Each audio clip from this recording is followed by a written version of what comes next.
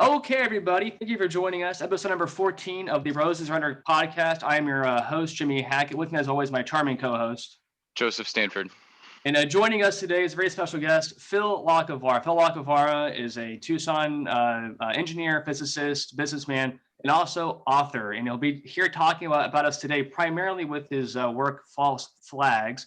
But before talking about False Flags, Phill, I wanted to give you a chance to talk about another book that you wrote that I think has a cool backstory to it. That would be The Mariner and the Monk. So thank you for joining us, and take it away. Thank you very much, Jimmy and Joe. I finished False Flags in the end of 2018.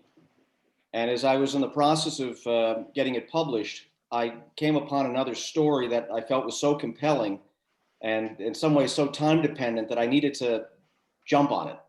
And that is the story of an event that centers around an event in the Korean War when a merchant marine ship called the Ss Meredith Victory, commanded by a man named Leonard P. LaRue, rescued 14,000 Korean civilians from Hungnam in what is today North Korea in December of 1950. So if you remember, that's fairly early in the war. And it followed a very famous event that people who know about Korea have followed called the Chosin Reservoir Campaign, when the Marines very famously fought their way down from a trap set by the Chinese who entered the war at that point and managed to come out with vast majority of their Marines and almost all their equipment.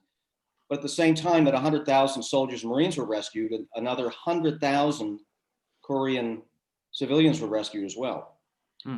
The man that this book centers on served in the Merchant Marine through the Depression, World War II, and then Korea. And then after Korea, even as he was being celebrated in the press for this remarkable accomplishment of 14,000 civilians, he left the Merchant Marine and became a Benedictine monk. And he spent the second half of his life, instead of sailing the seven seas, living on a few 100-acre monastery grounds in rural New Jersey. And his story is so remarkable, people still tell it. I interviewed some of his officers who are in their 90s and are still telling the story. And it's such a compelling story. And his life was so filled with virtue that the Bishop of the Diocese of Patterson, Bishop Saratelli, named him a servant of God and started him on the path to sainthood. Now, that's a long path. Who knows if he'll ever get there. Right. But I thought that was just such a remarkable story that before these wonderful men whom I had gotten to know passed on to their reward, I wanted to tell the story. So that took up the entirety of 2020. So you probably had a more eventful 2020 than most. And 2020, that's really saying something, I would say. Well, I'll tell you what, COVID's been terrible for everybody. It was a great time to write. Okay. Because I couldn't travel. I had a lot of trips planned and stuck at home. Was a great time to write. And I think you'll find in the publishing industry, it has been a banner year for independent authors and publishers because so many people have been working from home one way or the other. That is definitely a topic that I think we do want to touch on a little bit later on in the podcast, is this transition from, kind of your life before writing into becoming a writer. And obviously along with that too, just doing the research. And I would imagine that in a book like The Mariner and the Monk, the research is maybe the most fun part because you're actually are learning the story and you're seeing that in life there actually are these larger than life heroes that exist among us. And it must be this surreal experience of having, this saint, almost literally a saint that really existed and did all of these things. I mean, what is that experience like, uncovering the history through interviews and the research process? It was, as you say, it was fascinating and thrilling. I found out about this story in February of 2019. I was reading a magazine that I get every month called Naval Institute Proceedings. It's published by the U.S. Naval Institute in Annapolis, Maryland. Yeah, I get that one too, actually. No, do you get Proceedings? No. It's also somewhat obscure. Right. And there was a letter to the editor commenting on a story that had run in December, the previous December, so December of 2018. About an event that occurred in December 1950 in Korea. And this fellow wrote, an even more I enjoyed this article that you had in December, but an even more remarkable event occurred in December 1950, the rescue of 14,000, et cetera, et cetera, et cetera. Right. And it was signed by a fellow who, by the magic of Google, I was able to find. Um, Interestingly, he lives in New Jersey, New York, but I actually found his email address through a website in, I think it was Croatia. Okay. There you go. There you go. And I opened up a dialogue with him, and he was very receptive, and we started talking and communicating by email. And I went and interviewed him in September of 2018 at his home in Bronxville, New York, and decided, and he showed me some of his files and pictures that he had from the rescue. And I decided to jump on it with both feet. And I spent most of December, in fact, I missed every Christmas party that my wife and I would have otherwise gone to. Right. I spent December of 2018, again, thankfully, it wasn't 2020, excuse me, 2019, Right. researching at various archives. So I went to Philadelphia first, where this man was from, went to a couple of archives, the National Archives and the Archives of the Independence Seaport Museum, and then spent a week at the National Archives. Wow. And I have to tell you, that kind of thing is addictive. Oh, sure. When you go to this massive building, a few years ago, the National Archives, or the National Archives and Records Administration, NARA, built, thanks to a very large, multi-billion-dollar congressional appropriation, built a brand new headquarters. And it's kind of like that scene in Raiders of the Lost Ark, when at the very end, the Ark is being pushed, into this enormous government warehouse. Well, this is the government warehouse that you Right. visualize in that. And for 8 to 5 working days, I requested materials. I'd done some research beforehand to know what I wanted. But the most interesting thing is, you go into this thinking that there's going to be some magic document that is going to answer all the questions.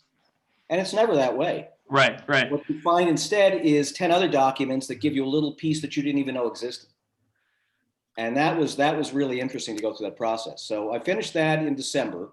And then in the beginning of 2020, I started writing and wrote all the way through, finished it by August, I guess, of 2020. Sent it off to a Naval Institute press because I thought they would be the right people to publish it. Okay. And they were very nice. They reviewed it and they reviewed it and they reviewed it and they reviewed it. And I was rather desperate to get it done by the end of 2020 because, again, these men who are survivors whom I'd interviewed, I talked to 3 of them, are all in their 90s. And this year being the 70th anniversary, I wanted to get this book out on the 70th anniversary. Well, after about 6 or 8 weeks of waiting, I corresponded with the acquisitions editor, who's very nice, and said, well, we're still reviewing it, but you should know that our production cycle is 14 months. So that would not be consistent with getting it done in December of 2020. So I said, well, thank you very much. I'm going to get it edited and I'm going to publish it. And that's what I ended up doing, and was able to get it officially out right before the anniversary, the 70th anniversary. Very good. Well, that's I just like the kind of like what you're talking about with the research, and that's obviously a trait you have as a writer that obviously carries over to False Flags, and the amount of detail that you put into your writing. And so I want to use that. First of all, before we transition to False Flags, where can people find Mariner and the Monk? Where can they buy it? What formats can they buy it in? It's available in Kindle as well as paperback and hardcover from Amazon right now. Great. So just if you go search The Mariner and the Monk, or search my name, Philip Lacovara, it'll come up. As you know, when you first start selling something in any kind of search engine, it may take a while for it to be the first thing that's up there, but it'll be recognizable when it comes up, because you'll see on the cover of the book is a photograph of hundreds of Korean refugees, including some beautiful children looking up with big smiles at the camera. And I have seen the cover, and you definitely recognize it right away. And for our listeners, we'll make sure we put links for all these books in the on our website and on our video as well. So you'll be able to find them, and it won't be any problem at all. Joe, did you want to add anything for Mariner and the Monk, or do you want to? Well, yeah, go ahead. Yeah, we'll definitely make sure to click through those links a few times and see if we can boost it up in the algorithm a bit. I appreciate it. Yeah.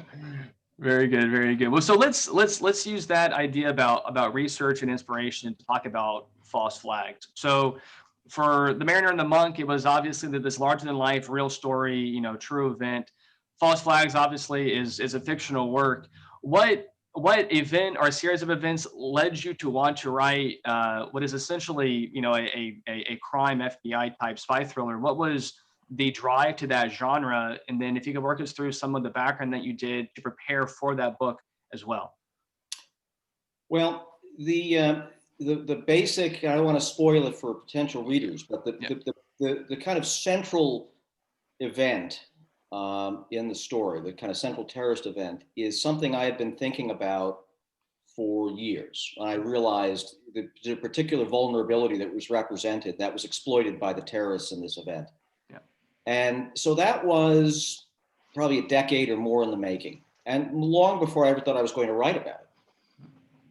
I decided in 2018, 2017, in that time frame, that the next phase of my life, after having sold one business and being in the process of winding down another one, that I needed to find a trade, something that would keep me busy, keep me engaged, and maybe add some value one way or the other.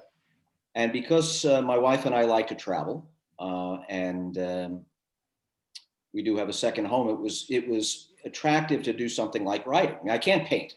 I can't sing. I can't compose music. I can't really play an instrument. So if I want to be creative, right. Ultimately, I wish I were a painter. But like Winston Churchill in his second or third career, he became a painter. Not a very good painter, but he was a painter. I can't.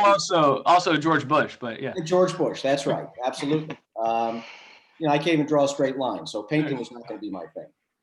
But writing, is something that we all do at some level, even if it's in Twitter length. But it was something that gave me the opportunity to get back to something I really hadn't done since high school. So back in the 70s was really the last time I did any creative writing, besides essays in college or proposals or technical reports in career. So I had the pieces of the story, kind of the central piece. So that's not, you say to yourself, okay, so that's the middle. What's the beginning and what's the end? And the beginning I decided to base in the Southwest because that's where I live. And there's kind of an axiom about writing: write what you know. Well, I didn't really have any firsthand knowledge of anything in this thing I wrote, aside from some visits to some of the locations, including the places in Russia, some of the places in Russia. But I decided that it would add a little color to it to start it in the Southwest, something which looks, an event which looks completely unrelated to what follows, and then see if I could weave these two unrelated events together in a way which was somewhat coherent.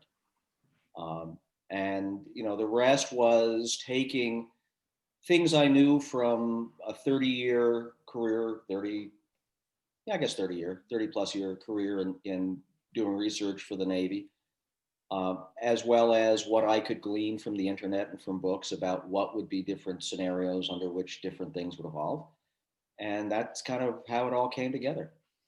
Yeah, that's one of the things I noticed while reading through False Flags was how you were able to speak with such detail and authority on just a wide range of different subjects, from Mexican food to cryptocurrency, intelligence departments, geography, Tucson bar scene, Russian matryoshka dolls, and even pressure vessels. It seems like everything was spoken of properly and clearly, and just represented a wide breadth of knowledge, it felt like. Well, I appreciate that. I have to say the Tucson bar scene is the part I actually know the least about. But, oh.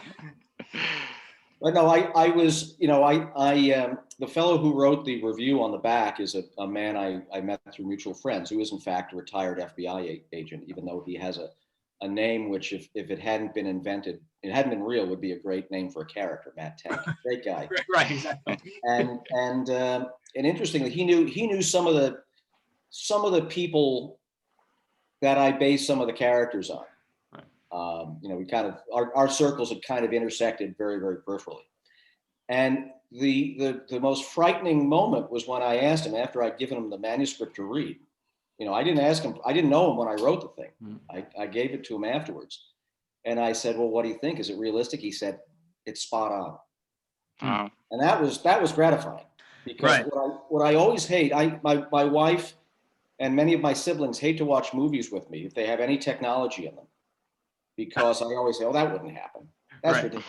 That's not, I'm one of those spoiler guys who always, wants to correct the screenwriter in their premise. And I would hate to be in that position. That really gets to what you're alluding to, Joe. I try to be without being pedantic, I try to be accurate, because I hate it when I read something and it doesn't ring true. Yeah, it felt very credible, and it also felt credible. You were talking about the central piece, or the central crux of the story was about a certain piece of equipment that failed and isn't very replaceable. That's something that I had been actually researching and heard about prior to reading that, and this was the first kind of mainstream substance that I saw in real life. So it was cool to see that. Well, my daughter said to me, Daddy, why are you writing about this? It'll give the terrorists an idea. And I said, honey, I think they already know. The people who shouldn't know are the ones who always know, right? Yeah. Exactly right. Well, and I know one technology that also featured prominently in the work as well are drones. And so I'm just curious if that was something that you had been thinking about. I mean, drones have been a topic of conversation for a decade, it seems like. And it seems like a technology that would just be very hard to control, even if you wanted to. And so one of the things, as I was reading your book, is I was thinking, well, my God, anybody with a credit card can go to Target and buy a drone. I mean, you could do it today almost. I mean, not a whole lot's holding you back. And so I'm just wondering if, as you were writing this, did you feel yourself becoming nervous of like this actually really could happen? Well, I have to say, there have been a number of times in my life when I had an idea for an invention, and I thought, boy, this would really be a great invention. And I found out that somebody invented it. Right. And so much for that. In the case of the drones, I had that idea just because I thought about what you could do with the drone. Right. And it was while I was writing the book that I came across something that I actually alluded to in the story as I was writing it, about the use of drones to carry explosives and other payloads in Mexico and Central America. Yeah. And so, it was I hate to say ripped from the headlines, but as I was writing it, I was saying to myself, here's a piece that's almost ripped from the headlines, because it's not just realistic, it's real. Right. Fortunately, not very real, not very common, but these types of things, somebody of bad will can always adapt something that has a positive purpose and make it negative. Well, just a few months ago, there were some drones spotted by the Palo Verde nuclear plant. I mean, I remember that. Yeah, that was a big, nothing obviously came of it, but it was something to that effect. And, people were saying, what are we doing? What are we doing here? Well, maybe the next story will have a jetpack guy over LA or something. Yeah, exactly. Yeah, no, Phill, you might know the answer to this. With respect to drones, are they picked up by most radar systems, or can they fly under the radar? Are they large enough? Oh, I think most of the, well, it's a good question. I mean, obviously something big, it doesn't have low observability features, could probably be picked up. Something very small, I don't think it would show up, for example, on aircraft's weather radar. I think that the easiest way to pick them up these days is if they have a transmitter on them, for a downlink. Then you can use a receiver to at least know that they're there and possibly even locate them. But I think the small ones are probably fairly hard to find on radar. That's a scary thought. Wrong, but yeah, because they're not that big, and at least aircraft radar won't pick it up. Weather radar is not that sensitive; it's not set up for that. Okay. Perhaps a military writer, I don't know. I mean, I'm sure some would, particularly if it's close enough, but I don't know. Okay, and then switching gears, I did have a more specific question or general question on your writing process. Do you have any typical practices, like daily practices that you do for writing, ways of increasing your writing skills, or is it more just a result of your career? Have you had enough practice within that time? Well, you can never practice too much. Yeah. I found, in fact, and I don't know if you sense this as you read the book. One of my sons said to me, "Your style changed over the course of the book," because this is the first time I'd ever written 80,000 words, and at least maybe since my doctoral thesis. But it was the first time I'd sat down to try and write something creative from one end to the other. And I don't know, did you detect that? Did you get a sense of that, or did it not really come through to you? You know, now that you mention it, it did kind of feel a little bit different from the beginning to the end. I mean, part of it's I thought it was per different speed. design, to be honest, but Well, good. That must have been the reason. Exactly yeah. right. To me, I felt like the pacing picked up at the end, and I thought Yeah. maybe that was deliberate on Yeah. your part to kind of have this sense of momentum, carrying through Right. the end.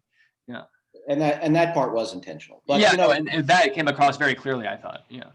Joe, you're asking a good question, and that goes along with the question of, did you know how it was going to end when you started it? And the answer, of course, was no. I shouldn't say of course. The answer was no. I Okay. kind of knew where I wanted to get to, but I had no idea what the ending was going to be. In terms of the craft of writing, again, I am, as a creative writer, very much a neophyte. Like I said, I haven't written anything creative since I was in high school. And what I realized, I had the great fortune of one summer, I guess this would have been 2017 or 2018, of meeting a very successful writer who writes in France and has a series where he's probably got 30 books now about a particular French detective. And we were I was telling him I was interested in becoming a writer, and he was telling me about a few of his tricks. He was by training was a journalist. And so he could write, as he said, he could write in a foxhole. He could write anywhere. He didn't have a specific way that he wrote.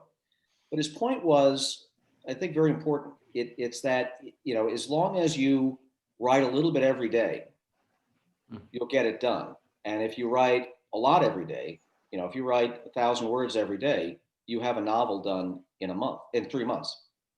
And if you look at what he does every year, and that's what professional writers do. They have a system. They may, if they're successful enough or big enough, they may actually have researchers who do their legwork for them, so that they're actually going through and doing the writing. But they, in 3 months, they have the book done. And then the rest of the time is promotion and coming up with what the next one's going to be. In my case, the first thing I did is figure out how long it needed to be commercial.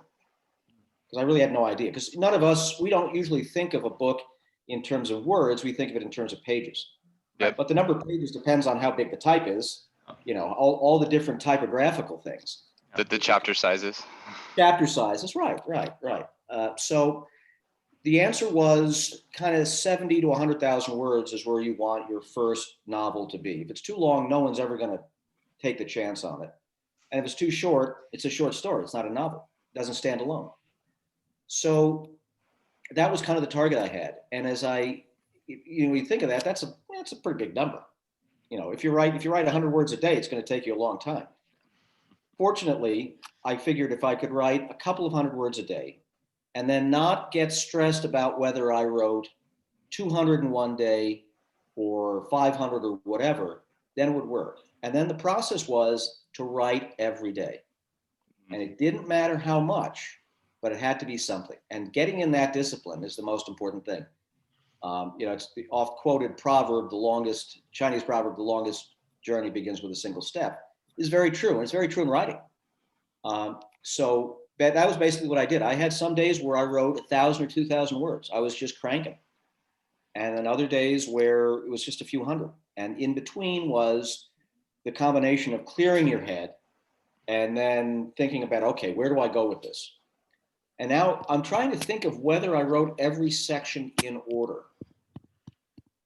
And I think I did, more or less. I might have gone back and done, you always do revisions.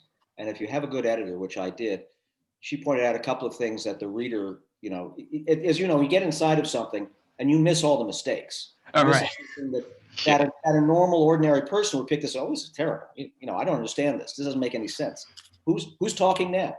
So my editor, for example, pointed out in one scene where it takes place in the Oval Office or in the Situation Room or somewhere in the White House. I don't know who's speaking right here. Because you say this, you say this, you say this, but who's speaking? So you need to give them names. So that's why the characters in there had names. That's really funny. Some of the names that they basically correspond to people in a soon-to-be departing administration. Right. So as do some of the traits of the personality, but yes. That was, so one thing I was going to ask, and I know you were saying you didn't quite know how it would end, but did you have a story or an outline in place before you began writing, or did you just have this character in mind of the FBI agent and you were like, let me just see where this guy goes? I mean, how much of the storyline did you have in place before you began putting the plot into place? Well, I had a very, very coarsest arc of the story. Okay. Which you can kind of, if having read the book, you can kind of see where it goes, but none of the details were there. I knew who, and interestingly, now that you've read it, you know that the main character kind of disappears through the second half of the book, and that was not intentional, but that's the way the story went. Right. And that's one of the things I didn't know this before I started to write, is that the story takes on a life of its own. You can't force it to do something that's not natural. Right. You have to kind of go where it leads you. And that's what happened. I realized as I was going through, you know what? Eric doesn't really have a role in this part of the story. It's the whole thing has grown beyond him. Yeah. And now it's these people over here who are important and who have to be the features. So that was not in the least bit intentional. I thought he was going to just go cranking all the way through this, but that shows you how little I knew when I started, how little of the second half of the story I knew. I didn't. It's just kind of where it led. So it's almost as if the story wrote itself in a sense from that perspective. In a ways, I mean, it really does. It's not quite like a Ouija board, but it does. You have to follow it where it goes. And again, not to aggrandize myself in the least as a writer, but now that I've done that, I've heard other people who write say the same thing, which is that the character leads you or the story leads you where it needs to go. I can't imagine how I would have inserted him. It would have been a different story, basically, if I had inserted him. There's that little coda at the end, right? Which I felt almost gratuitous, but I felt like I had to put a bow on it. Exactly right. And it also opens up possibilities for follow-on stories. Right. But the fact that he kind of disappears the second half of the book, some of the people who read it early, the first manuscripts, they were a little bit taken aback by that. Oh, interesting. They said that's your main character, right? And yet, as you read the story, he isn't, because there's some other characters, particularly the one in Moscow, who I think is a very interesting character, and eventually I want to explore what happens with her. So, I wanted some other people in that country. So, yeah, exactly right. Some good stuff that goes on there. I thought it was interesting when you were talking about writing as a system. And I think that's really important because I know that Jimmy and I have been learning recently the importance of systems over goals, and how that if you can develop a system into your routine, it's much more likely that it will happen every day and that you'll get results from it. So did you link your writing with another habit, like maybe first thing when you wake up, you drink a cup of coffee, start working, or what? Would you write at the same time every day? Would it be different? Again, I'm not at that level of discipline or rigor. I almost always write in the morning because that's when I'm fresher. I just find I'm a morning person. Oh, you're a morning person? Yeah. All right, buddy. That was Phill Lacovara joining us. Signing up.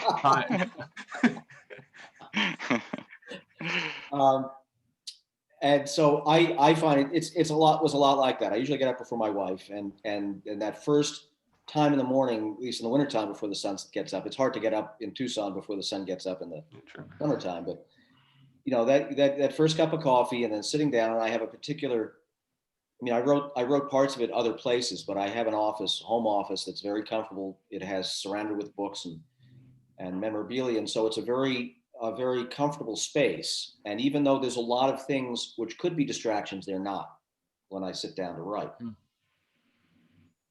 So it really is that level of routine if I could do it. Now, we took some trips in the midst of the writing of False Flags, and I was not as religious or diligent as I should have been in terms of writing, but that's what vacations are for. But it is that's my preference, is to get up, write in the morning. And then part of the nice thing about that is then I'm not feeling guilty all day that I haven't done it yet. Right. If I call this my work, Right. you know, I'm of that ilk that says you get your work out of the way first, then you can play. Well, Right. that way, if I, a lot of days I was done by, 9, 10 o'clock, the rest of the day was free for whatever. So that's kind of my system, such as it is.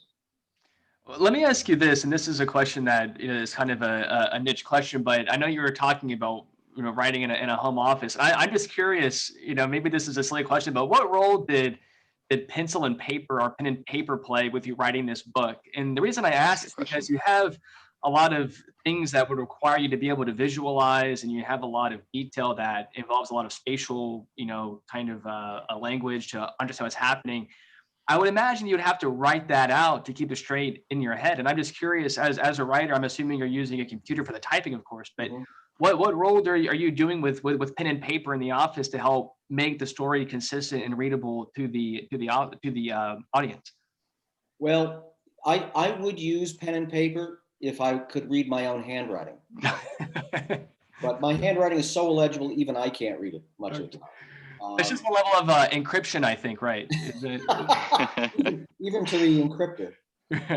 What I would do, I have a laptop. I use a MacBook Air for all the writing. Okay. And then I have a desktop, another Mac, that I would use for kind of fact finding, or I would maintain. For example, I maintained a spreadsheet to kind of organize some things, organize dates, for example. So I didn't get, Christopher Nolan, time traveling going on. Exactly. Right. You don't want to read this and say, wait a minute. Right. These dates don't work out. So what I would do is I have on my desktop, I've actually got 2 monitors, so I can display a lot of information at once if I needed to. And so, for example, maps are very important. Yeah.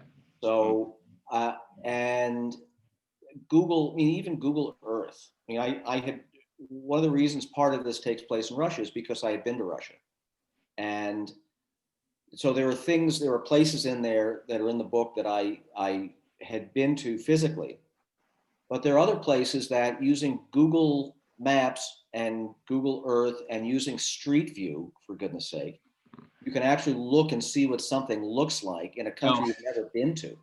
That's an amazing, absolutely amazing thing. Right. And so about the extent of my pencil and paper was making some notes on things that I printed out from the computer, but I can't do much, unfortunately, with my handwriting. Right. And I can't draw a straight line, so I can't draw. Exactly right. That was the first. Yeah, that's a very good point. I had another question about the stylistic choices, and how do you make determinations on what person you're going to write the book from, whether it's like first person, second person, third person, and as well as other things like imagery. Like I noticed, especially in the beginning of the book, there was a lot of imagery that I think added a lot to it. And was that something that was a deliberate effort on your part to add in those types of things, or was that more of how just the story unfolded in your mind? That's an interesting question. I guess it never occurred to me to write it in the first person, or to write. I think it's very difficult to write in the second person because you're always having a dialogue. In the first person, putting myself in that position, one of the reasons I wouldn't want to do that is because, again, I didn't know what the character, what was Eric actually going to do, and he does have a romantic interlude or so, And I'm really not comfortable writing that. From a first person point of view, right? That's right. Yeah. I don't want the flack from my spouse over. Right. So it's much easier to write. I think it's much easier to write in third person because you're the observer and everything else is happening. And you have the God's eye view because you know everything that's going on because you're making it happen. Right. So it's an interesting question. I wonder. Well, it would have been a different book. It would have been hard. Well, for one thing, it would have been hard to do it in any person but third person because there's so many characters. Yeah, True. And so would have had to change voices, and that would have been kind of tough. So I'll just say, as a novice, it was a lot easier to write for third person. As a novice married man, it was much easier to write in a third person. Well, let me building off of that, the style choices too. Back to the beginning, the style choice of accuracy and research. And one of the things I was wondering as you're writing this book is what. And maybe responsibility is a strong word, but what responsibility did you feel to get some of the facts right, since you were talking about a subject that obviously people think about, which is, terrorism, international relationships, et cetera. In a way, you're kind of saying, you're painting a picture of the world. And I'm just curious, what role you felt you needed to make sure that was being fair and sense to people that were involved and kind of getting the details right to avoid giving somebody, an overly simplistic view, but at the same time wanting it to be interesting and to be a thriller. What's that balance like from the research point of view and then also from the writing point of view? Well, again, it's as a nerd, I want to have the details because I want to know the details. That's Sure. the first part. Yeah. And so that's again, like the research on the Mariner and the Monk. Learning these things is, to somebody who likes to learn things and likes to know how things work, is very pleasurable. It's very enjoyable. So there's that element of it. I felt, like I said earlier, I feel compelled not to let the reader down. Yeah. By creating the Deus ex machina, this magic thing that suddenly solves all the problems. And in fact, there are some very popular kind of adventure writers that I won't name, whose books I won't read because their technology is so unrealistic, so fantastic, and it makes their job easier. Right. Because it solves all the problems. Right. And the readers love them, and they sell thousands or millions of books, and that's great. God bless them. But that's not me, and I couldn't, unless I'm writing fantasy, which I don't really write or haven't written. I don't really have too much of an interest in it. I'm not George R.R. Martin. Right. I can't create a whole world. Right. So if I'm going to write about contemporary events in the real world, then I feel like I have to be as accurate as possible. And I'm fortunate that for a lot of these things, because I have a technical background, Right. It's kind of easy to parse it. And the thing I have to wrestle with is being informative without being pedantic, without overwhelming the reader with detail, which makes it now a textbook instead of an adventure. Hopefully not a how-to manual, but no. Yeah. Okay. Right. Yeah, don't want to tell the bad guys. Exactly right. Yeah. Yeah. So Phill, what type of books do you read for fun or in your spare time? Well, I have to confess, when I'm writing, it's very hard to read, because I feel like I don't want my mind to go in a direction, in that part of my mind to go in another direction. So I used to read, particularly when I used to travel for business a lot. I would almost never, 99% never work on the plane. It was my time.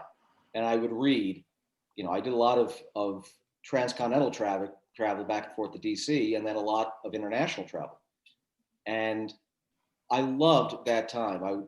Even back in the day, of course, we didn't have entertainment except on the big screen. Now, you guys don't remember this, but it used to be the entertainment on an airplane, if you had it, was one big screen on the front of the cabin.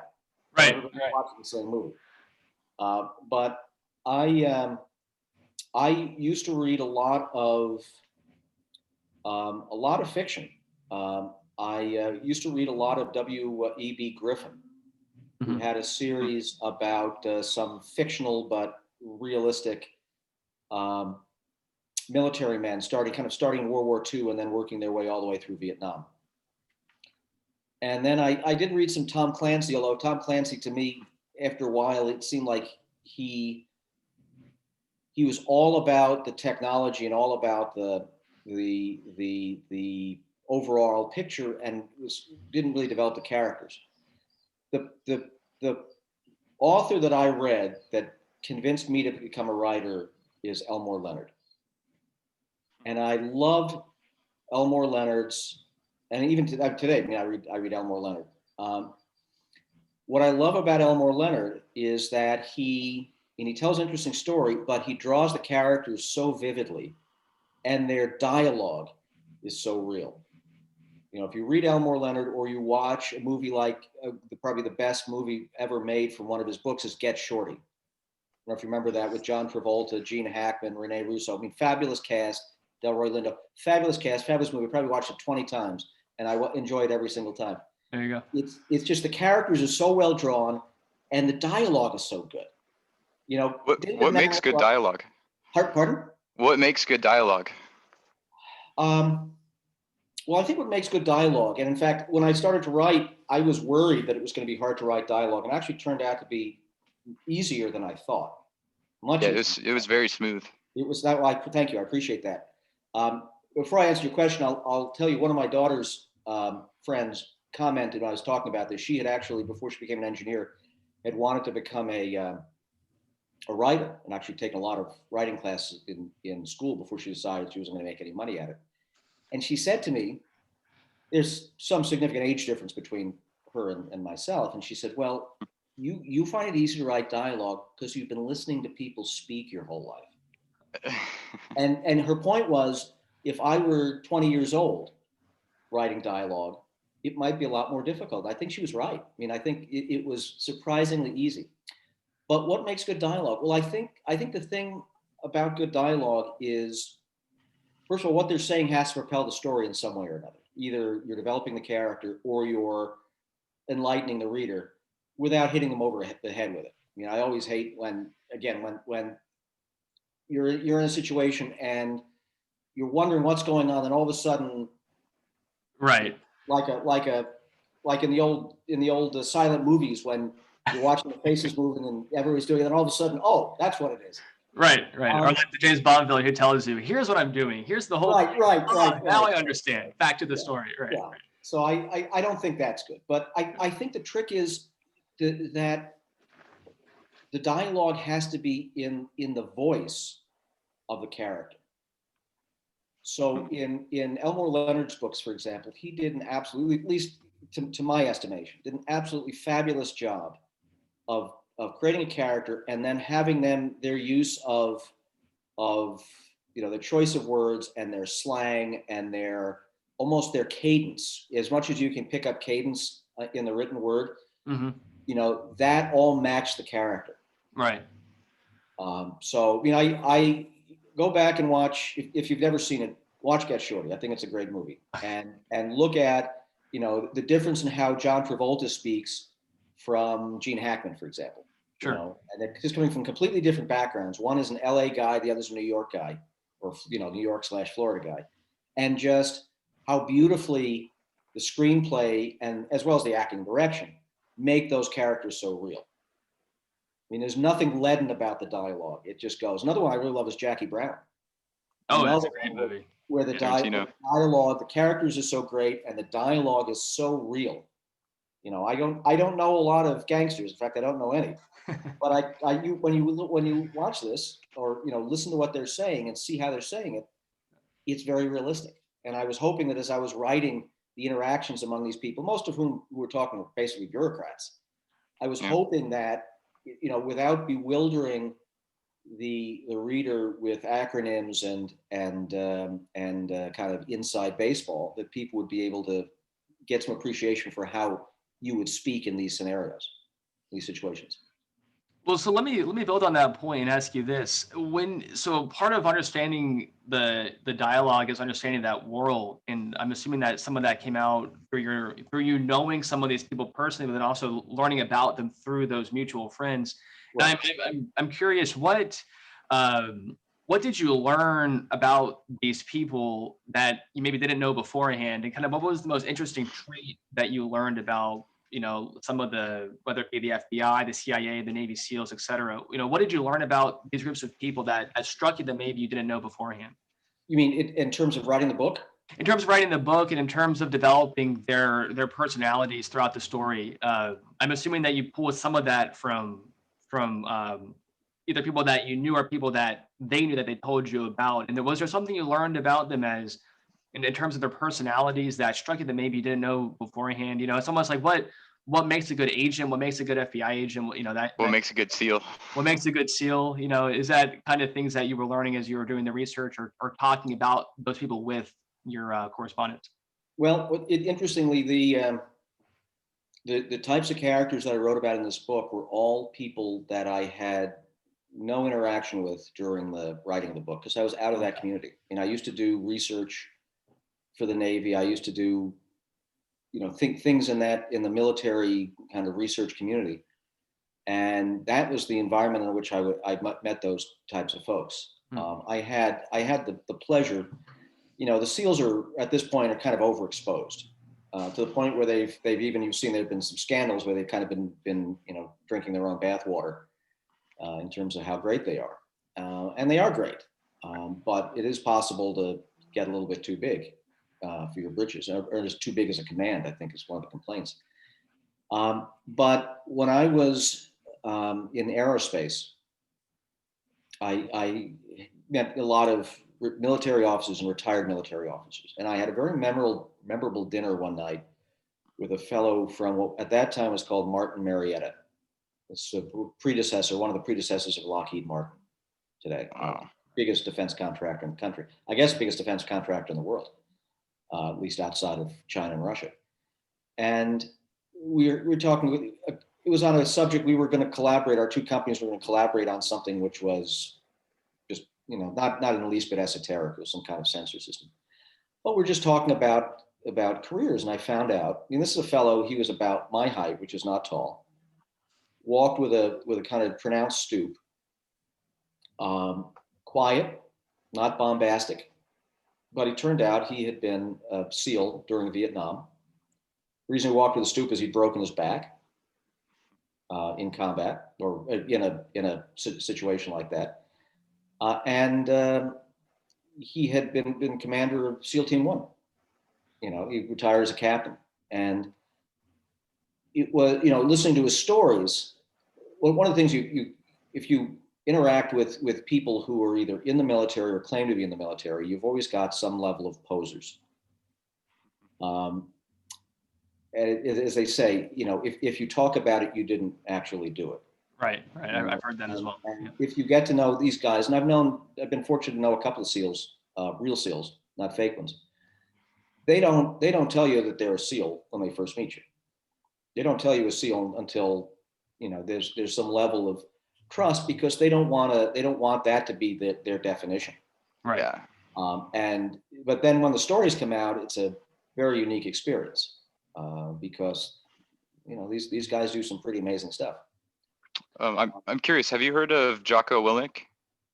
I think I've heard the name. What does he have a YouTube channel now? Yeah, he's a mainstream author and SEAL, but he's like that way where you wouldn't even know he's a SEAL unless Right. someone told you, because he just doesn't talk about it that much outside of leadership and a few experiences relevant to that.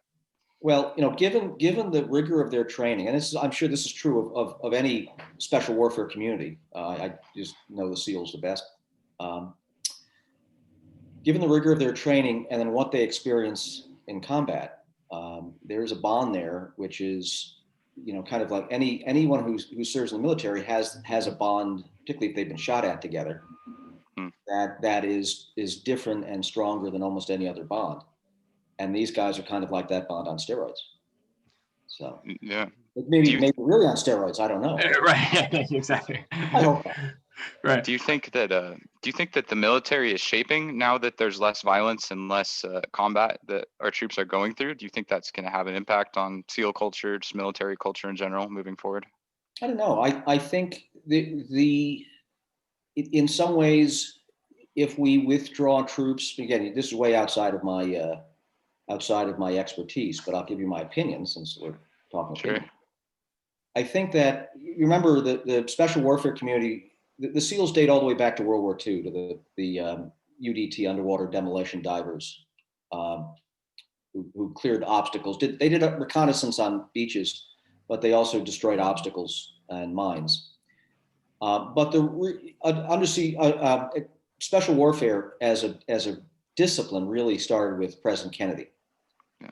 And the Green Berets, and this concept that we would be able to fight conflicts, particularly during the Cold War, when we didn't want to have overt battle with the Soviet Union or China, by having elite forces that could operate in small numbers, presumably be less expensive than masses of Army or Marine divisions, and be able to train local troops and do that kind of thing, and maybe provide support. And if you look at what we're doing today in Africa, for example, that's kind of the model. I mean, there are groups of Army Rangers and SEALs and Army Deltas who are in different parts of Africa doing counterterrorism activities against, I don't know, Al-Shabaab or whoever is out there making mischief. And maybe if we continue to withdraw from a place like Afghanistan, that'll be the model again. You'll have a small group of highly trained operators who can backstop the locals. I think the problem is when you do that, you end up with a question of will. The bad guys are not stupid. And as someone, I don't know remember if it was General Schwarzkopf, somebody famously said, the enemy gets a vote. And if you send 100 SEALs or 100 Rangers in someplace where you used to have 10,000 soldiers, Marines, what have you, that kind of speaks to a little lack of will to win on the battlefield. So I don't know. I'm not sure I answered your question, which was about whether these guys are going to get weaker. All these things go through cycles. The SEALs, maybe they've gone through their zenith at this point, and they're going to maybe the new administration will reduce numbers a little bit. Although they're getting tasked, these guys are getting tasked for a lot of stuff. The whole special warfare community is getting tasked like crazy because the commanders in theater want their skills. And their skills, as you know, aren't just shooting things. It's being able to get in, do reconnaissance, and get back out again. That's in some ways a big chunk of what these people do. Yeah, I'm sorry, go ahead. It seems like that's what the government's looking for now, is more specialized group of people that can use intelligence and better methods, as opposed to just a sheer numbers game of having more boots on the ground. Be smarter rather than be bigger. Yeah. But as who was it who said? I think it was General Creighton Abrams, when he was asked in the 60s. The big controversy was the massive forces that the Soviet Union had, and but the argument was, well, our weapons and our soldiers' training, et cetera, was much superior to the Eastern Bloc. And someone asked him, do you prefer quality or quantity? And General Abrams said, quantity has a quality all its own. Right. So I think if you asked a commander, would you like to have 100 SEALs or 10,000 soldiers? He'd probably go for the 10,000 soldiers, as long as he doesn't have to pay for it. Exactly. Yeah, no, that reminds me of the quote from Gary Kasparov about playing Deep Blue, and someone, it's like, or maybe it was Charles Krackhammer writing about that testimony. He was like, at some point, quantity becomes a quality. I mean, when the computer is so much better, it's it's not intelligent. It doesn't matter. It can think so far ahead.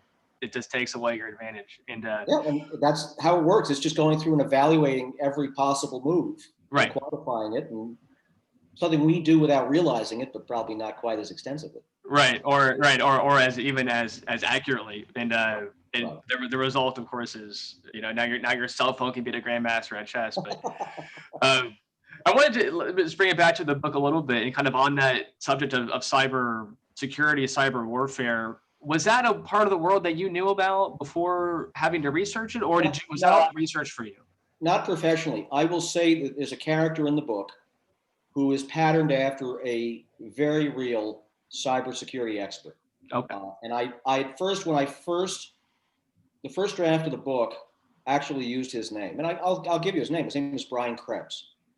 And then I said, you know what? I probably, without getting his permission, I probably shouldn't use his name. And I thought, it's easier just to invent a character based on it. Yeah. But Brian Krebs was a reporter for the Washington Post for many years and was at the forefront of exploring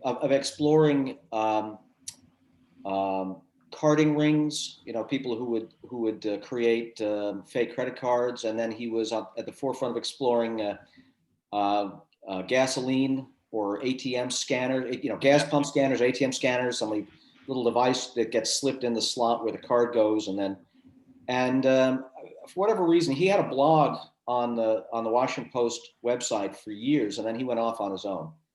I think it may still be called Krebs on Security, but much of what is written about in that subject in the book is based upon things that he's written about. Okay. For example, the Rescator ring of credit card thieves. That's a real group in Russia, Ukraine. So anybody who wants to learn more about that, just Google Brian Krebs and follow his. And one of the things that's such a compliment to Mr. Krebs is that if you look at the comments in his, that almost any blog is the comments are frequently much more informative than the actual blog.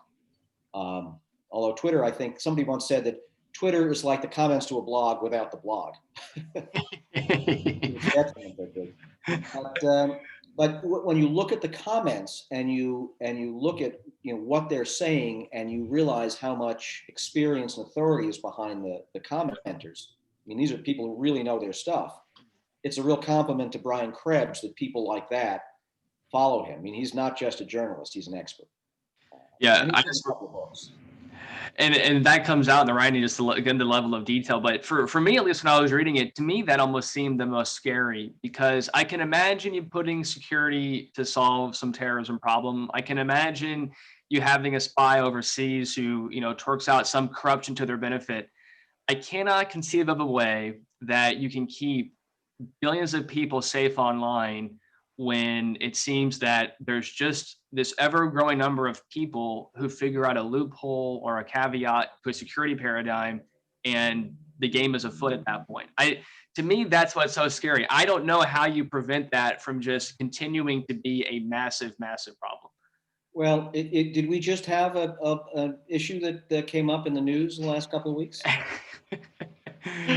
Yeah.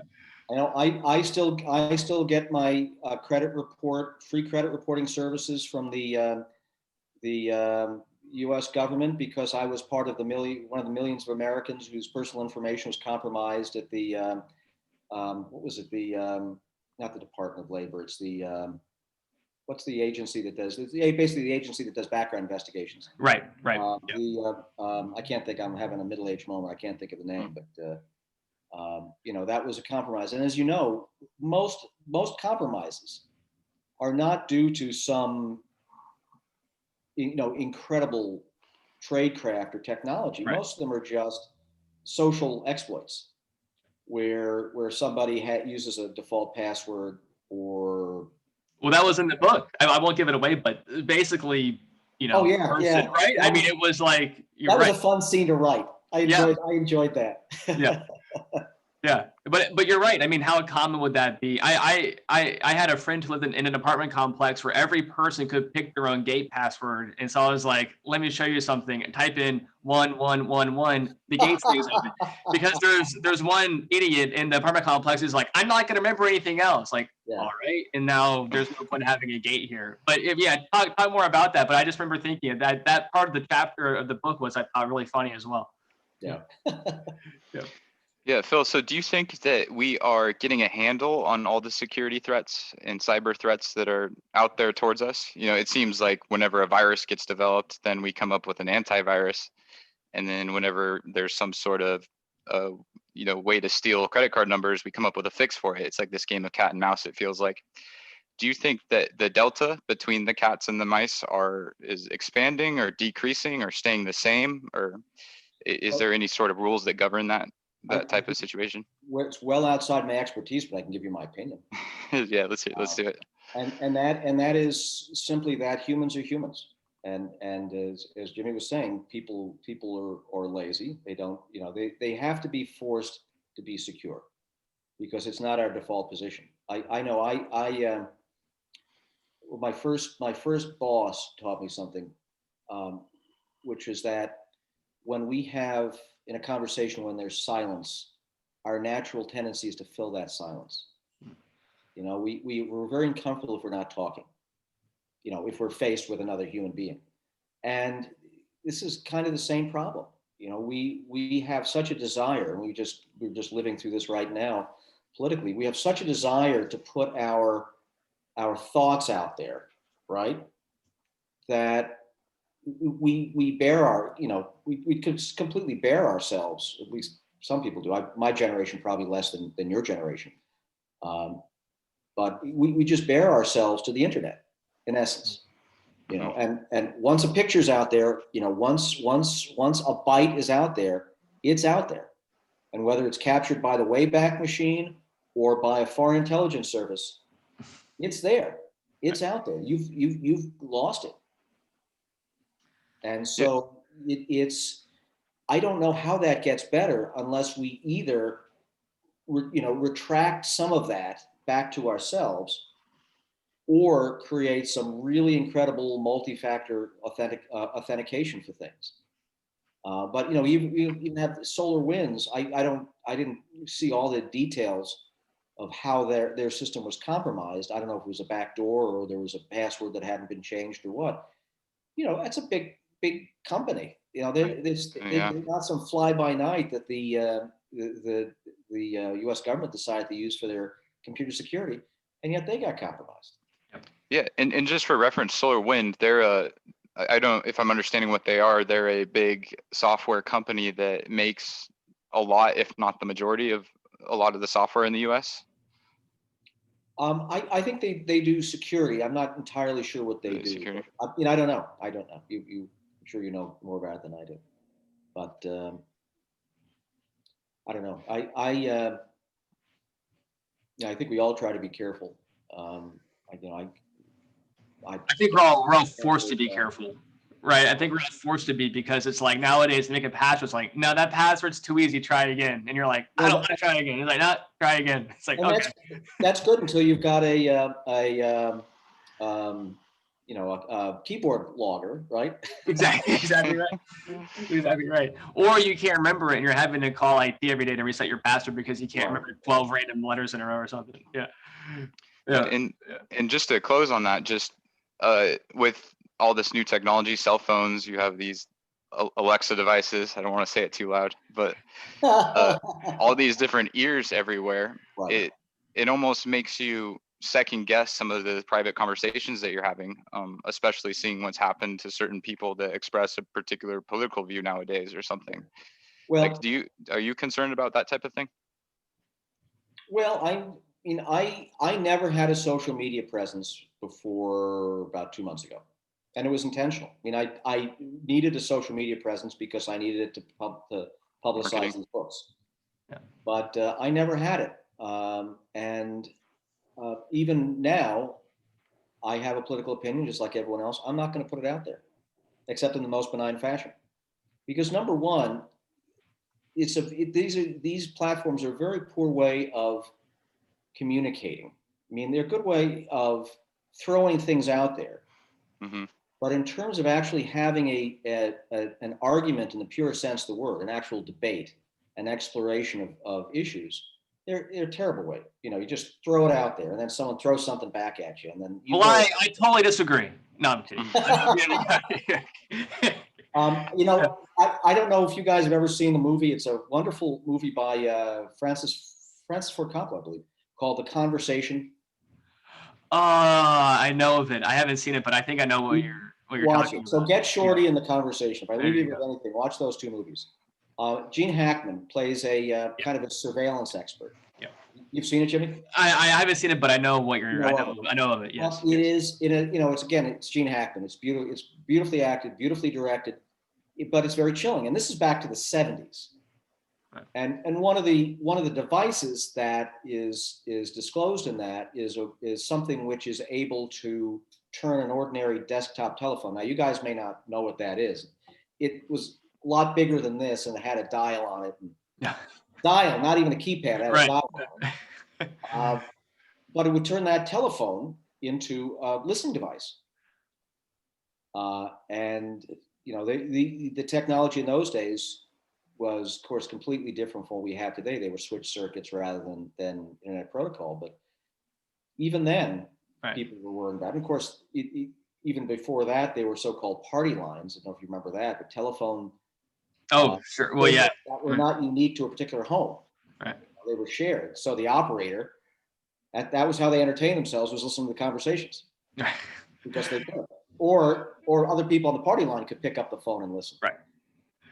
Yeah, it's I the debate over privacy is one that is going to be interesting to figure out experimentally, I think. But I wanted to build off of what you were talking about with marketing and social media and transition just a little bit, I think, to the role of actually getting published. And I think for many people, I know myself included, and I'm sure there is a real purpose.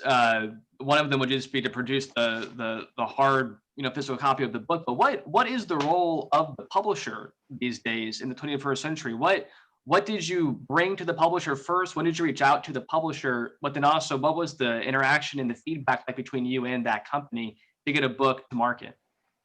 Well, in the case of these two books, it was basically a matter of me talking to myself, because they're actually self-published. Oh, Nice. There you go. So this is how much the industry has changed. The first thing to know about publishing is that the vast majority of the books, I forget whether it's 3/4 or 90%, but they lose money. It's a little bit like venture capital. Most of the investments lose money, but you expect that the ones that go big are the ones that are going to pay for all the rest. So breaking in as a new writer is very difficult. So the standard technique is you write a letter. And you say, here's who I am, this is what I've written, you maybe send a chapter or something like that, and you send it to an agent. And that agent then provides value by knowing which publishers might be interested in this particular work, and having a way to kind of get in the door with the publisher. It's not a cold call for them. They know. Sure. They have a relationship with the editors at the publisher. But even for me, I don't know how many, maybe I wrote only a dozen or 24 letters.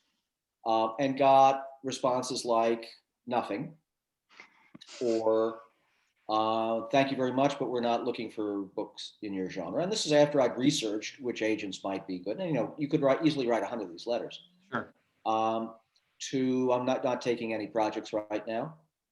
And what I decided was, given where we are in technology, I would rather spend my time doing the writing and then doing the publishing than having to go through all these layers, which in many ways are an anachronism. Yeah. I mean, if you are a very prolific published writer where everything kind of runs on autopilot, your agent knows that you're going to create something which is going to generate that 10% fee they want or whatever number they get, and they're going to answer your phone call as soon as you call. And they're going to make sure everything goes smoothly, and they're going to, handle your publicist who's going to arrange your book signings and all the rest of this. I figured the probability for me that I was going to get a deal with any of these folks was going to be time consuming, first of all. Sure. And one of the things I was told, and perhaps this is not true, but I believe it is true, is that, again, as a new writer, you're going to be covering all the promotion. Sure. They're not going to give you a pot of money. Here's $50,000. Go promote this book. They're Right. not going to do that. They're going to wait till you sell your, your 35,000 copies or whatever it takes to be a bestseller. That's the surprising thing. It doesn't take 1 million copies to be a bestseller. I think that the industry number is 35,000. Oh, wow. Wow. And I'm like 34,900 away from that right now. Right. Well, Joe just bought a copy too, so you should be over Thank you. All right. there. But the way that the self-publishing world works now Mhm. is, first of all, it was greatly eased by the advent of ebooks, because now you didn't have to have physical content Right. that had to be warehoused, had to be produced, warehoused, and distributed. Right. Now it's all done electronically. So that's a no-brainer. But a lot of people still like to have a physical book. And in fact, a lot of people like to have audiobooks. That's a whole nother subject. I haven't even gotten to that yet.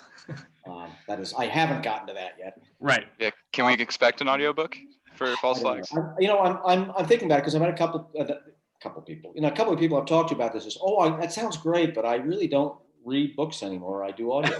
Yeah. It's expensive. It's just an investment. The question is whether I get it back. But to finish this topic, in I don't know, it's been 5 years now, less than 10, between 5 and 10 years ago, a revolution came about in publishing, which is what's called print on demand, POD. And what print on demand means, I knew people over the years who self-published a book. And what they used was what used to be advertised on the radio. They were called vanity presses, meaning I'm vain enough that I want to publish Exactly a book. Right. And these vanity presses would basically, they take your money and they would typeset it. Maybe they'd edit it. I don't know what the features they call it, the things they brought to it, but they would typeset it, print it, and then you'd get a bunch of cardboard boxes you'd store in your garage until you could give away all the copies. Right. Every Christmas handout 10 That's copies. right. That's right. I've given you one of these. Oh yes, for the last 10 years, Grandpa. That kind of. So what print on demand, and that's kind of what an independent publisher had to do. They had to find a press that would set up the offset printing press and crank out these copies, do the covers, all the rest of that, and then they would store them until they could fulfill them, right? Right. And there were publications that would say, "Oh, here's this great new book out," along with the 10,000 others. So what print on demand allows you to do is to publish a book in printed form without having to carry an inventory. Mm-hmm. So the way I did this is Amazon has its own internal capability now called, they had a different name. They actually bought a print on demand company, and it's now called KDP, Kindle Direct Publishing. Okay. I used a company called Ingram, which started out as the largest distributor of books, physical distributor of books, or distributor physical books in the country, and they have an international presence. But they launched a print-on-demand service, which makes a lot of sense because then they've got soup to nuts. Right. And so the way it's set up is I uploaded my Kindle versions of these two books directly to Amazon, and it goes right into their catalog within a day. For the physical books, I didn't use Kindle Direct Publishing because Kindle Direct Publishing does not do hardcovers. And I knew I wanted a hardcover of the nonfiction book because there's demand for that. Oh. And so I used Ingram, and so far I've been happy with them. What they do is once you complete the setup, and the setup is all done electronically, you get a proof, a PDF proof, which includes the cover and all the interior matter. And you review that, and then you can even ask for a proof copy, but the problem is it takes some time to get the proof copy. Sure. It's actually faster, believe it or not, to order it from Amazon than to order it from Ingram, because they give Amazon priority. There you go. So when I log in my Ingram account, they say it could be 30 days before I get a copy of this book, but I got one from Amazon in 6. Right. Bezos on speed dial and yeah, exactly. Yeah. Right. So what happens is they transmit the information to Amazon. It now goes into their massive catalog, and when they get an order, that gets, I don't know, I assume that Ingram also fulfills it, that they also mail it. But they then will print the copy and send it off. Now, Ingram will warehouse the books if I want to have a print run done, but at this point, I don't have a tremendous desire to do that. And I have some copies of my own because Sure. people ask me for them, but I'm not going to do the fulfillment. It's a whole nother business to be in. But I guess the point is that the publishing piece for me is I'm a do-it-yourselfer, Sure. you know, and I like having the control. That's why I started my own business. I like having the control. It's not onerous, and in fact, it's kind of fun. I did the typesetting. I used a software package on the Mac called Vellum to do the typesetting, and it works very well. It doesn't do everything. It won't make every kind of book, but it does a beautiful job with what I needed it to do, and it was pretty straightforward. Yeah, the printing on demand seems like it makes a lot of sense, especially when you don't have a good idea of how many books are going to sell or what the demand for the book will be. If you don't mind sharing, what type of cut does the publishing company take for each copy, or how do they get their piece of the pie? The printer takes too much, but that's okay. I will tell you the share. Let me think about that. The share that the author the press slash author gets is about a third of the cover price when all is said and done. Okay. So the way it works with, for example, well, with either one is in the Amazon case is what's called they call it distribution charge. Basically, it's what they charge you for warehousing and sending your data, and that's small. It's less than $1 typically. Then they take 30%, and you get the balance. So you actually make a little more on a percentage basis from Kindle. Well, interestingly, Kindle's I don't know why they're fairly restrictive on the pricing, but that's another story.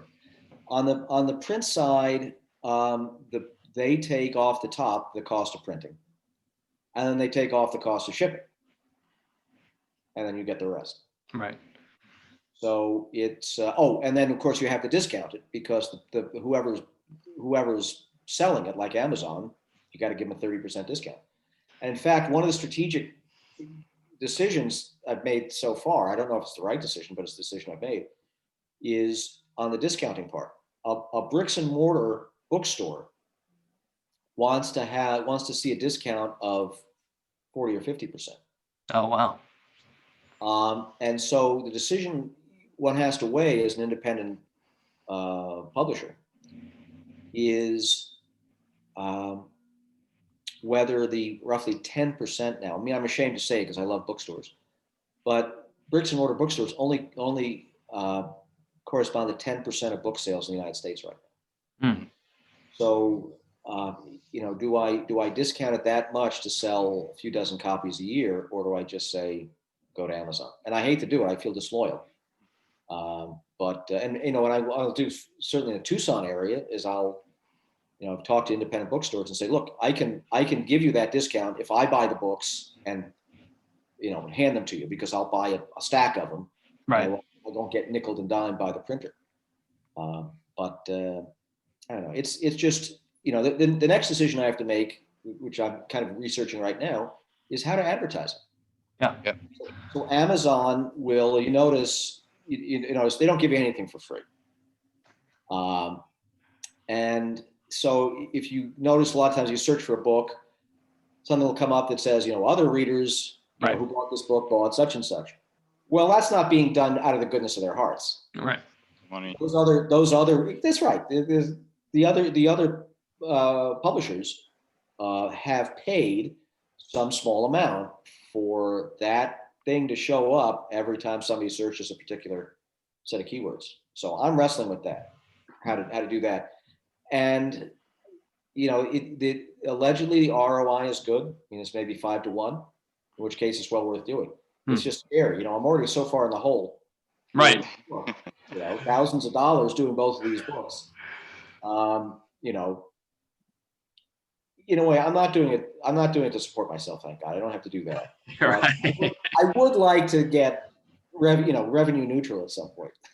Well, let me ask you this: what role? And I don't mean to put you on the spot, but as far as labeling yourself a writer, how important is that to be making money as a writer? Is that, in other words, when you're kind of exploring this path in your life and this idea of being a writer, do you hold yourself to a standard of, I will make money at this, or if not, I will not have thought it was a good use of time? Or are you just enjoying the process so much that it's okay that if it never makes money, it was still fun and worth doing? I would probably write even if I never intended to publish, because I enjoy the process and it keeps me occupied. Now, Sure. would it be productive use of my time? Probably not. My metric is, am I writing something other people, who don't have my same gene pool, Right. something besides my friends and relatives? Am I writing something other people want to read? Yeah. And that's really the test. I would like to make money. I don't care if I make a lot. I would like to make money because, in a sense, it's a validation. Yeah. It's a way of saying it's not just a hobby. It's not just, I'm not just being a dilettante. I'm actually, this is my next career. And it's my intention to do it, and hopefully I'll be able to at a minimum make it revenue neutral and hopefully revenue positive. Yeah. And then playing off that idea of writing to your audience, I had a question about the revision process itself.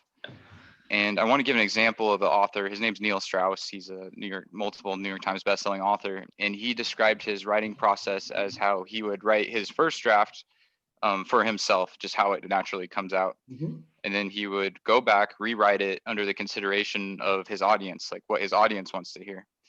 And then he says he goes back a third time to do it for his haters. So he just rereads the entire body of work and just makes sure that nothing can get picked out of context. He kind of visualizes who's going to be picking fights with him for what, and then tries to bulletproof it from that sense. What genre does he write? He writes a lot of nonfiction, pop culture type. Okay. Type So there books. could be haters. Yeah, absolutely. Okay. There are haters. Let's just be clear about that. Yes, many. But my question for you is, what does your revision process look like? Is it a big part of the whole process in total? Because I know a lot of people put a lot of emphasis on revision. Or where does that sit for you? Well, again, I have only written 2 books now. It's a little early to say what my process is, but I did an internal revision before it went to an editor. And then the editor made some kind of copy editing changes and made some other suggestions. I would say I probably don't revise enough. I don't think anybody does, because you can always make it better. In fact, it's a little bit like engineering. There's an expression in program management that says sometimes you have to shoot the engineers. And that's because if you're an engineer and if you're a writer, I mean, you're any type of person who cares about their craft like that, it can always be better. Yeah. And so that is part of, for me, that was one of the hardest things, was deciding when it was done enough. So I didn't do any wholesale revisions in either of these books. I would revise kind of line by line or paragraph by paragraph, and there are places where I reordered things and did things like that. But it's I think an editor's very useful. I did have other people. My father's a very, very skillful writer. He's an attorney, and he's an excellent writer. And he's, you mentioned writing for your audience. That was one of the things he always brings to me. When I wrote Marion the Monk, for example, I decided that part of what I wanted to do was to document the details, a lot of the very arcane details of this evacuation, kind of the central thing that happens in this story over the 80 years of this man's life. And I knew when I wrote that chapter that it was way too detailed. But I wanted to capture it, and then I would figure I would prune it. So at least I had this, this was captured, because it was not captured anywhere else. And then I pruned it, and it may still be too dense. But one of the things that my editor suggested, which I think was very clever, was, when you look at that book, you see, in essence, 3 different stories.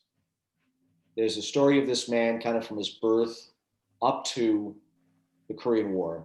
Then there's the Korean War, and then there's his life as a monk. And then his, the movement towards his canonization. And so it's actually now broken into three parts. And what that does, it doesn't, all it adds a couple of pages. It doesn't add that much value for the reader, except to say, your mindset is here now. It's a biography. Now it's more like history. Now it's kind of back to a biography again. Right. So, those are things where I don't know if any of the great writers like a Hemingway or a Steinbeck or whoever, if they wrote things without revising them, it's hard to imagine they would, because I'm sure they were very hard on themselves. That would be insane. Yeah, it would be. But it's like, I don't know, Mozart writing a piece of music and that not having any corrections on it. Right. It could happen, but it probably doesn't. Right. I invite you. You both read False Flags, right? Correct. We did. Can you see places where it needed revision? I would not say revision. What I would say is, what I enjoyed the most, I guess let me say this. I enjoyed the second half of the book better than the first half of the book. For me, I really enjoyed the scenes and the detail where there was espionage afoot, and there are people talking about the military, and there are people talking about one thing that you captured phenomenally, and it's literally the ending. And I won't give it away, but you see the Navy SEALs face a life and death situation, let's say, but in a very unexpected way. But there was just a level of granularity in some of the decision making, but then also you captured, on one hand, you captured how high the stakes are, but then at the exact same time, there's this overall arcing of true, but we're purposely keeping the response trivial, et cetera, et cetera. And the way that you capture the mindset of the Oval Office and the mindset of the people out in the field, to me, I thought was just extremely exciting. And it just gave it a very three-dimensional feel in my head of like, if this stuff goes on and we never know about it, and even the people that are involved don't really know all the details, and yet this whole kind of machine plunks together. For me, I enjoyed that part better than the crime investigation, but that I think was more just a personality. I enjoyed that story more than the other story, but I thought that could easily be the opposite for somebody else who enjoyed the crime more so than the fallout or the response. Well, that's a great point. There's a genre, a kind of subgenre of mysteries or thrillers called police procedural. And so kind of the first half of the book is like a police procedural, with this big thing kind of overshadowing it. Yeah. So that says basically you prefer this other thing compared to police procedural. So yeah, right. Phill, I think that one of the takeaways that I'm getting from this is that your writing in your books is more of a reflection not only of just the recent research that went into the book, but the greater breadth of knowledge and experience that got you up to that point, spanning your entire life. And I'd like to know a little bit more about some of your past careers or current projects that you have going. I know you talked about the Naval Research Institute, and I think you mentioned that you have a PhD. Can you expand on some of those things?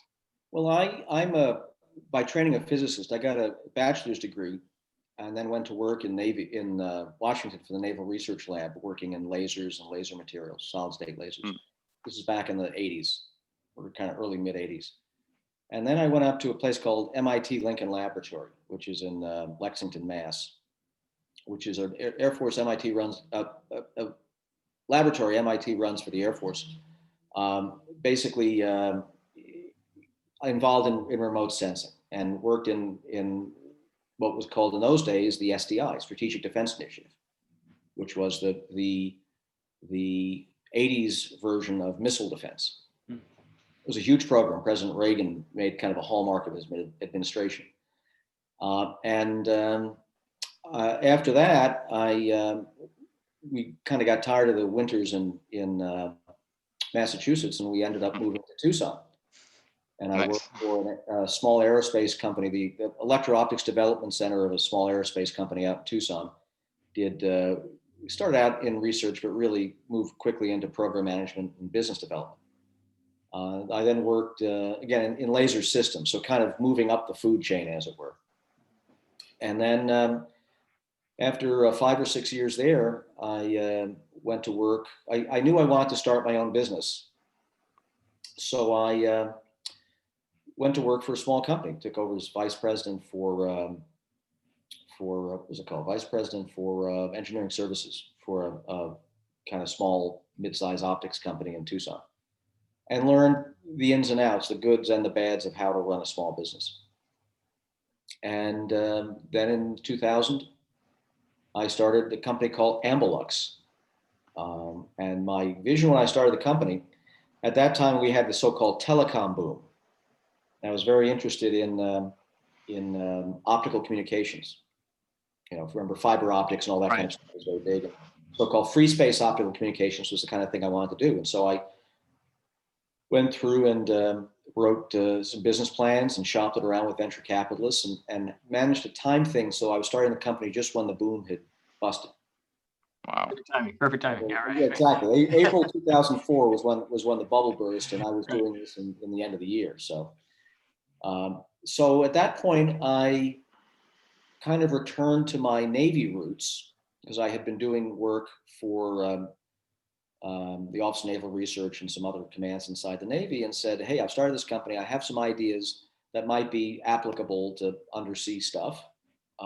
Would you like to support them?" They said, "Sure. You know, we like the work you've done before. Send us a proposal." And so I kind of bootstrapped the business on Navy work in underwater communications. And in fact, for a number of years, we had kind of the leading high bandwidth underwater communications product in the world. I mean, I think we got a ton of inquiries from China, and that's a whole another story. Right. But that work eventually ended up leading to the sale of that business to an oil exploration company. Back when oil was $100 a barrel. Right. Exactly right. So that was 2014, and then in parallel with that, I had started a solar business with a electrical contractor friend of mine. So we did a number of large solar installations around Tucson, including some which I still own. And that was kind of those were the businesses that I wound down to pick up this next career. So I covered a lot of territory. One of the things, and I noticed when you were talking about the role of self-publishing, and it's an idea that I've thought about a lot and kind of recently too. I don't know if you're familiar with a venture capitalist by the name of Peter Thiel, obviously a huge venture capitalist and entrepreneur type guy. And, he has this idea that basically too many people try to fit their life into these tracked paths, he calls them. So like all the smart people try to compete to become lawyers at Stanford, only a few of them make it. Everybody else is equally smart, get depressed and do something else. I think one of the solutions for that, and I think one idea that Peter talks about, and definitely one that I've thought about just for my own life, is people finding a way to cut the line in some sense between where they are and where they want to be. Mm-hmm. And when you talk about self-publishing, it seems like what you found a way is to cut the line. It's that you decided, I'm not going to wait for a publisher to find me. I'm going to find my own publisher.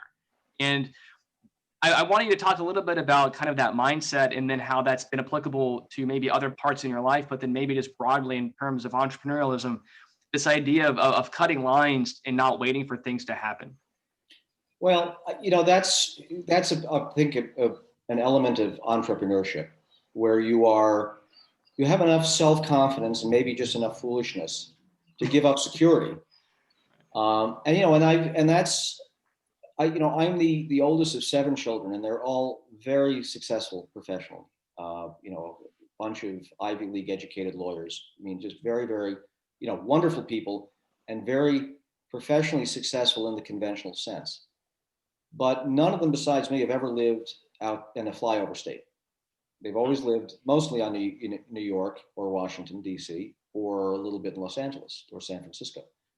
So I have a little different a little different professional chemistry, for want of a better term, where I don't care about being a master of the universe. I'd much rather do something that is a little bit more on my terms. And most importantly for me, the ability, going off and having my own business for 20 years and now doing what I'm doing now, gave me the flexibility to do a lot of things that were not job related. You know, I was served on a lot of nonprofit boards. I have a lot of activity in organizations, including one that your dad, Jimmy, is very closely involved in. Right. And so a lot of it, I think, comes down to work life, you know, where you want your work life balance to be. Right.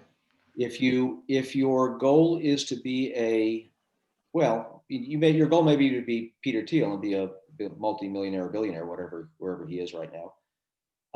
You know, the conventional track may work, the unconventional track may work.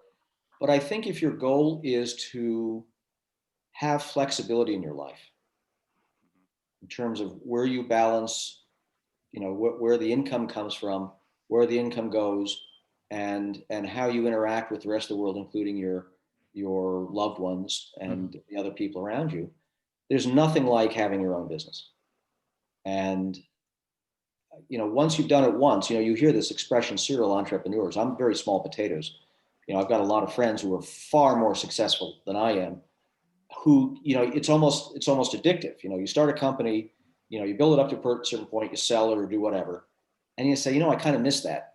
I Right. miss that piece. And in fact, I work with an entity at the University of Arizona called Tech Launch Arizona that helps spin out companies from the University of Arizona. And I've had a lot of very enjoyable interactions with some of the professors. There's one I'm working with right now, and you know, that ability to break out of the mold. Right. Once upon a time, the standard was you worked on your farm until your kids took it over and you died, or you went to work in the whatever, name the office or factory, whatever, and you worked until you got your gold watch. Right. We don't have that security anymore, and we don't have people who are willing to do that. Maybe I would have done that if I could have, you know, done that for 40 years in a city I wanted to live in. Right. Maybe I would have. I don't know. Yeah, why do you think more people don't pursue that career of establishing a better work-life balance and more freedom in their lives? Because it seems like that's the exception, not the norm. I think I mean, I don't know. I think it probably depends on the person. I mean, a lot of people. I mean, I'm very blessed to be able to do that. A lot of people are living paycheck to paycheck. They can't afford the risk. Right. They, you know, I had a wife who, you know, who had a good job, and I have a family that, you know, God forbid we were both out of work, you know, we wouldn't starve.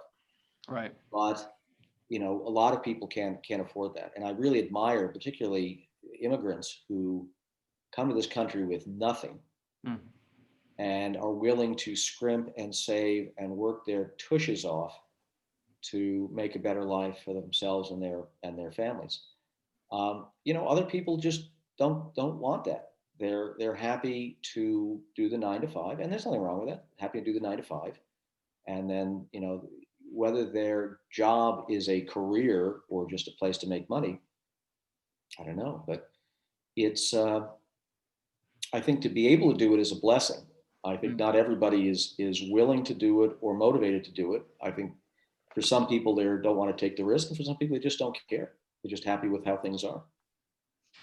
You know, for me, it was, you know, the time when I did it was the right time, because it was right before my kids were going to be going to college. So I had a couple of years to kind of get things sorted out before the big bills came. That's right.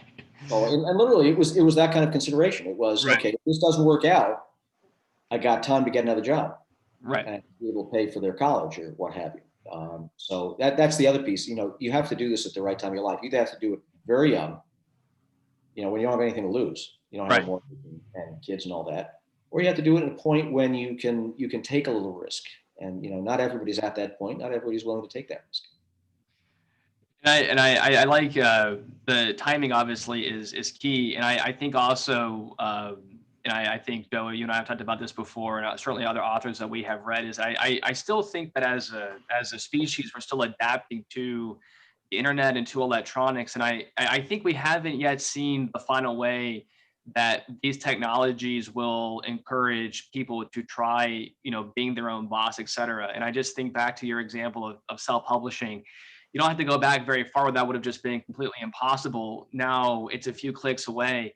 I'm curious how you see technology changing the startup landscape, and in particular, if you see anything more in terms of distribution, or whether it be remote work or just people that are able to not go in all the way. Like, so for example, you're able to write a book. Conceivably, you can write a book while still working at another job because of the flexibility that technology gives you. Do you see those forces? What parts of those forces do you see playing out in maybe the near term with regards to startups, et cetera? Well, I don't think it's as much question that technology has made it easier to start a business. I mean, if you think about once upon a time, even as something as routine as the need to have a secretary. Mm-hmm. Use that, I don't know if that's a sexist term now, but you used to have somebody who knew how to type, Mm-hmm. right, and knew how to answer the phones, right, before voicemail. You need to have whole nother layer of staff.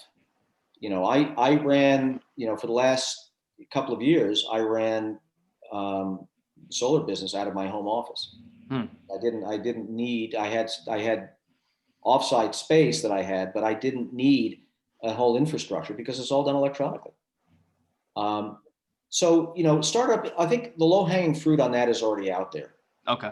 I think my concern about technology is a little bit broader, and that is that it's kind of the bread and circus concern. I've ever seen the movie WALL-E? It's a children's movie. I don't know why you Right, with the robot. With the robot. Okay, right. You guys both seen it. You're not too old for it. Another homework assignment. We have Conversation, Get Shorty, and of course WALL-E. Everybody. WALL-E. Right. So WALL-E, in WALL-E, the premise is that humans have destroyed the planet ecologically. They basically cover it with so much trash that everybody climbs onto a giant spaceship and they go off into space. And there's nothing to do on the spaceship besides eat bad food and watch TV, basically. And so they all become giant fat blobs because they can't move. They don't have to move because machines take care of all their needs. Right. Yeah, they just stuff the food in themselves. Right. And I think that's the kind of the danger we have with technology, is that we're so now removed in so many ways from for want of a better, I'll just say from production. Right? If I type something out on the computer and I send something electronically, did I just produce something? Yes, I did. I produced information, but I didn't grow a bushel of food. I didn't grow wheat. I didn't grow soybeans. I didn't raise a cow. I didn't make a car. So as we get farther and farther away from kind of the hands-on parts of work, do we become, more and more these kind of, if not physically these blobs, intellectually these blobs, where we're and I'm as bad as anybody. The internet is a sink particularly for males, right? Right. You just, it's that reptile brain, movement. So right. Movement. So I worry that we become dehumanized by some of this technology. I think we do in our personal interactions. Just follow Twitter and look at what people say about each other. And I have a premise that I've espoused to my children, much to their chagrin, which is that our current kind of social, political divides started with the 24-hour news cycle, with CNN. You can blame it on CNN, 1979, whenever they started, and the need to keep eyeballs on the screen. And so everything, you have to have a crisis a minute, crisis a day at least, right? Otherwise, if it's just, what's the weather in Florida, people aren't going to watch. So you have to have disaster, you have to have political infighting, you have to have this and that. And so we had little different flavors of that. We had Fox, we had MSNBC and whatever else. And then came the internet. And then you didn't just have 3 or 4 of these things. You now had thousands, and everybody could give their opinion, and not very generously to their fellow man or woman. So, our technology is not consistent with the rate at which we process information ultimately. I mean, I see what I see, and it registers at some level. But in my deeper thoughts, am I actually thinking Right. about, what that guy just said to me? Right. The Am I thinking synthesis. about, Yeah. right? Am I actually thinking, for example, before I respond? No, I pick up my phone and say, SOB, whatever, the whatever all those symbols are we used to put Right. for bad words, right? Right. Exactly right. You Now it's so-and-so, just a why duck. do you say Yeah. that, right? Right. And Right. and so the pace at which we're interacting using technology is too fast for us socially. It's not like you can sit with a friend and slowly over an hour or two have a conversation. It's got to be snippet, snippet, snippet, punchy, whack him and punch him in the nose type stuff. And it's not good for us. We know it's not good for us, but we can't stop. It's like sugar. Right. Just like sugar. It's like sugar. It's more addictive than cocaine. Yeah. Yeah. I think, I'm hoping we're going through, I don't know, it's the nadir or the zenith. I hope we're going through part of the cycle and we're going to get out of it. People will start being more humane to each other. But boy, that's quite a tangent from asking about technology and startups. But No. I think it's all related actually, because I think, we are creating a world that is more and more foreign to the world that we evolved in. that's And absolutely correct. Absolutely. so Absolutely. we are at the beginning of, I think, determining our fate as a species, and that's really where I see us actually. And it's a cliche, but this really is the decision point for if we go on to live forever or if we just crash the ship and on the Titanic, play the music and throw the chairs out into the ocean. But to me, right, this is the breaking point where we have a choice to make, and everything you're talking about, I think is everybody in their life will be able to agree with what you're saying because we've all experienced it. And I guess for me, what I'm curious of is, maybe this is a bit of a juxtaposition, but you were just talking about the impact of snippets of information and about thinking quickly, et cetera, et cetera. And yet in this world that you observe and that you take in, you decide to go and write a novel, which is the opposite form of communication that requires sitting down, thinking long term, and engorging information, synthesizing it, et cetera. Was that risky for you? Because obviously you have this concern socially about, the Twitter soundbite, et cetera. But at the same time, you took the risk of saying, I'm going to write 300 pages and a story, and I'm going to count that there is enough audience out there that will sit down and will read this thing and give it its due diligence. Well, it starts out as an experiment. Mhm. When you write something, first of all, you never know if you're going to finish it. You never know if it's going to be any good. You never know if people are going to want to read it. So I still consider this kind of experimental. Right. My intention is to keep writing. My hope is people will want to read.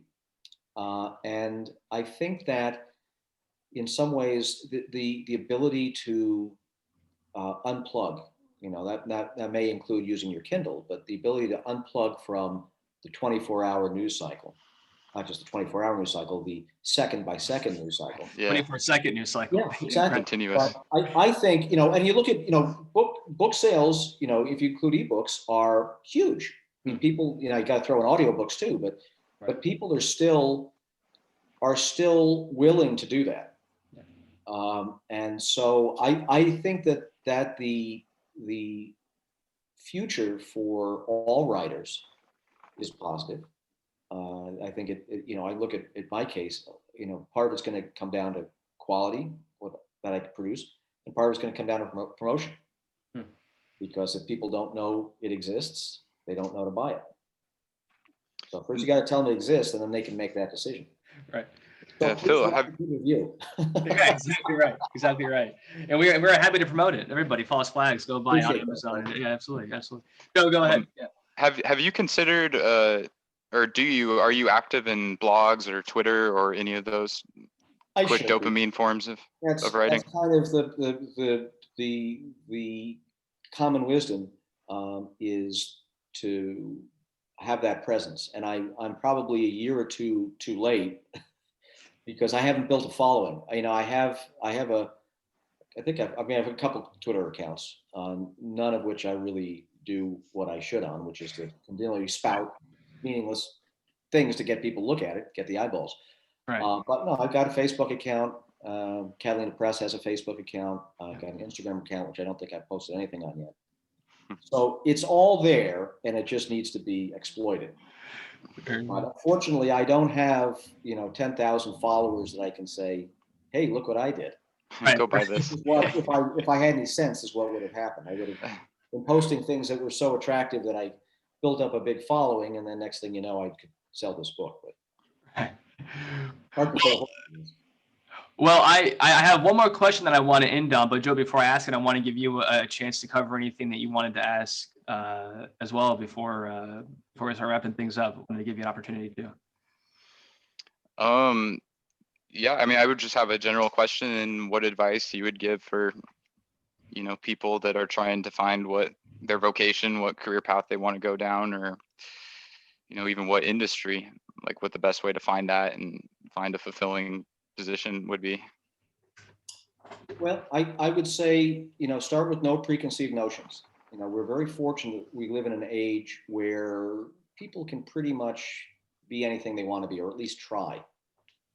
So, if, realistically, we all have to balance that with the need to make a living. So, there's that piece of responsibility that, depending on where you are in your life, gets bigger or smaller.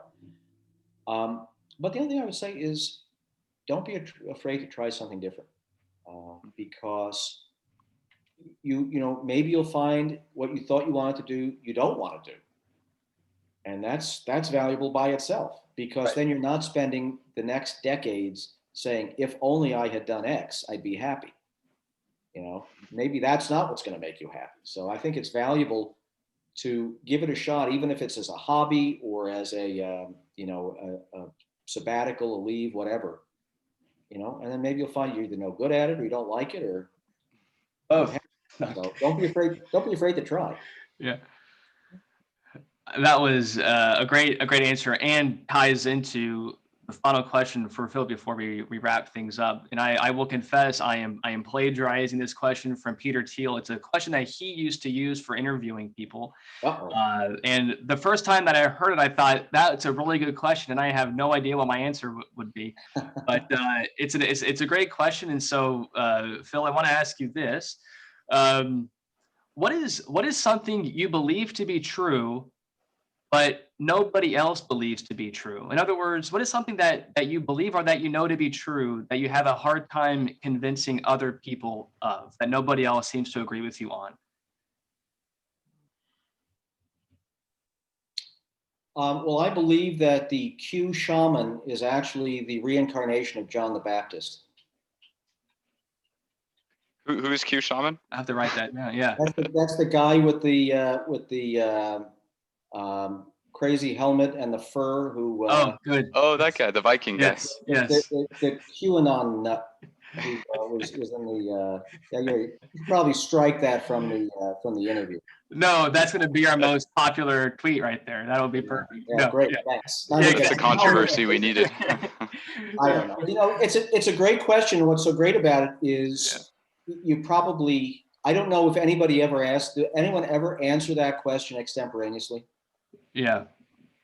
The reason I ask is because, and this gets back to kind of, the idea with Peter Thiel is this idea that all value comes from secrets. That's kind of really what businesses are in the heart of trying to discover are secrets that are themselves valuable. And then if you're not doing that, then you're trying to subtly copy somebody else. And he calls that model globalization. So you have globalization or monopolies. The monopolies have the secrets.